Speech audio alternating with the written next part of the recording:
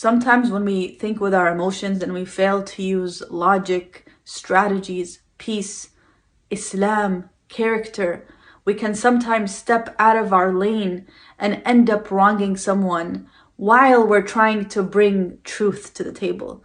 And this is very important because when you look at the story of Prophet Yusuf, he was the one who was wronged over and over again by his brothers, betrayed by them, thrown in the well, all the things that they tried to do to him. And at the end, when you're thinking with your emotions, you can say, well, he's justified to show them who they were. He's justified at the end to bring it all to them, to rage and to be emotional and tell them, look what you did, look who I am.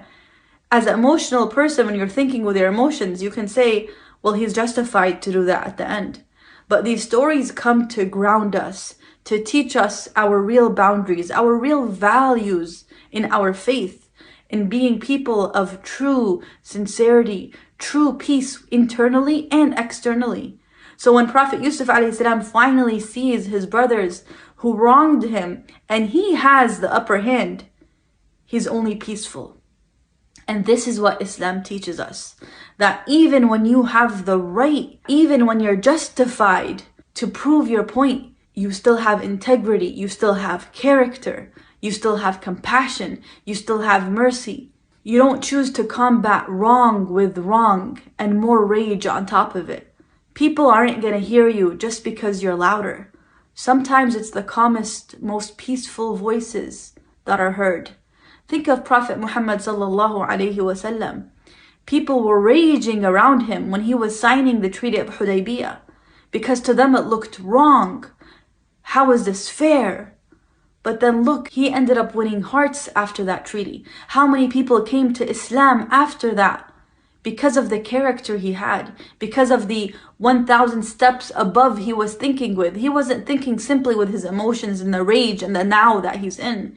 He was thinking long term. Yusuf alayhi salam, when he saw his brothers, he was thinking long term. How can I win their hearts? How can I get them to see the truth in the most strategic way?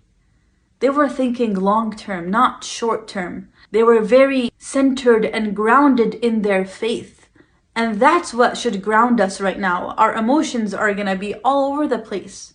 We're humans at the end of the day, and that is why we need Islam, we need the Quran, we need our character, our akhlaq, and we need the sunnah of Prophet Muhammad sallallahu alaihi wasallam right now more than any other time. Because it is what will ground us and what will center us and what will win hearts more than anything else. It is not our voices that will win hearts, but our character and our Islam.